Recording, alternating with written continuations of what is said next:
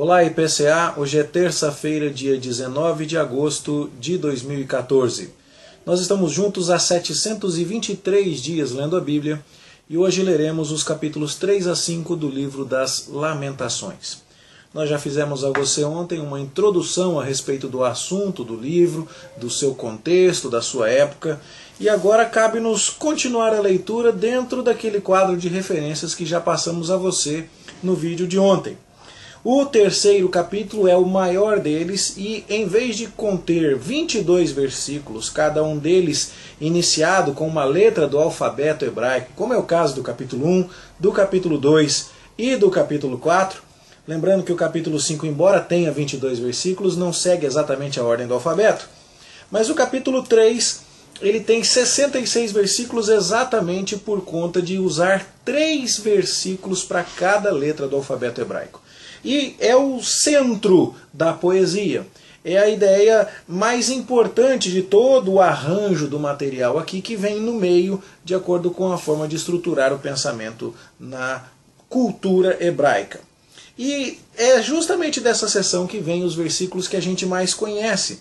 Quero trazer à memória o que me pode dar esperança. As misericórdias do Senhor são a causa de não sermos consumidos, porque as suas misericórdias não têm fim, renovam-se a cada manhã. E eu quero lembrar a você que o contexto destes versos é fundamental para a sua interpretação. Conheço gente que acorda pela manhã e diz: as misericórdias do Senhor não têm fim, porque elas se renovam a cada manhã e por isso são a causa de eu não ser consumido. De fato, Deus está renovando a misericórdia dele sobre a sua vida, mas o contexto aqui é um pouco diferente. O contexto é aquilo que você lê, por exemplo, lá no final do capítulo 5, nos versos 11, 12 e 13. As mulheres de Sião foram forçadas, os príncipes foram enforcados, os jovens agora estão escravizados, levando a mó. E tudo isso por causa de um pecado da nação que não creu, como diz o verso 12 do capítulo 4. Os seus reis não creram que o inimigo haveria de entrar pelas portas de Jerusalém, como Jeremias constantemente advertiu. Os falsos profetas e seus pecados, os sacerdotes e as suas maldades, derramaram o sangue dos justos no meio da cidade. E essa multiplicação de pecados fez com que, verso 10 do capítulo 4, as mulheres outrora compassivas cozessem seus próprios filhos para comê-los. Porque a maldade da cidade de Jerusalém, verso 6 do capítulo 4, foi maior do que a maldade de Sodoma e Gomorra. Será que nós estamos nesse tipo de devastação da parte de Deus e externando um pecado dessa intensidade? Aí então a aplicação seria a mais apropriada possível. É nesse contexto de devastação pela justiça de Deus, de um pecado tão severo quanto esse, que o lamento evoca a misericórdia do Senhor.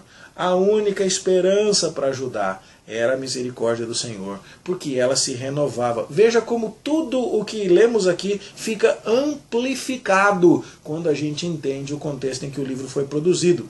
E, como é natural dos lamentos, aqui não é diferente. O poeta sagrado se volta aos seus absolutos de fé.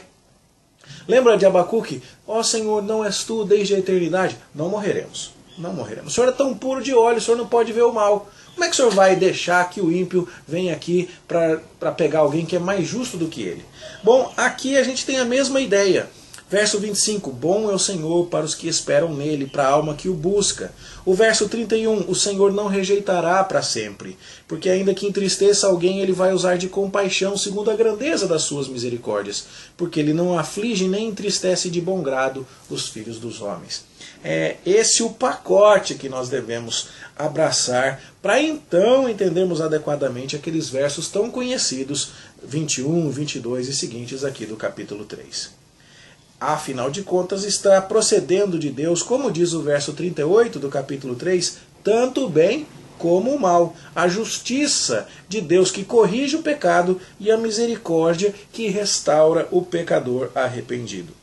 E faz com que o pecador espere a retribuição divina sobre os inimigos do seu povo, como você vê nos versos 59 e 60 até o final do capítulo 3, quando o poeta diz aqui: tu, Senhor, lhes darás a paga segundo a obra das suas mãos. Temas que a gente já conhece bem, já estudou bem lá no livro do profeta Jeremias. Por isso, a esperança de um novo futuro, de uma restauração, onde tanto os inimigos do povo de Deus receberão o seu quinhão pela maldade que fizeram, quanto o povo de Deus será restaurado.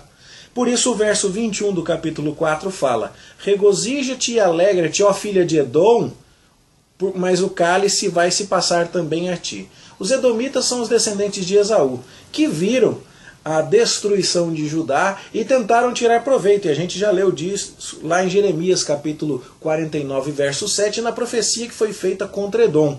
E essa semana ainda a gente vai ler o livro de Obadias, em que o profeta censura os edomitas porque se regozijaram contra o povo de Deus. E aqui então a esperança é comum do poeta que escreveu o livro das Lamentações. Ele espera a retribuição de Deus para com aqueles que se regozijaram com a queda de Sião. E ele também espera, por fim, que Deus restaure o seu povo apesar de todo esse sofrimento. E é com essa nota que termina o livro no capítulo 5. Tu, Senhor, reinas eternamente. O teu trono subsiste de geração em geração. Por que te esquecerias de nós para sempre? Por que nos desampararias por tanto tempo? Converte-nos a ti, Senhor, e seremos convertidos, e renova os nossos dias como dantes.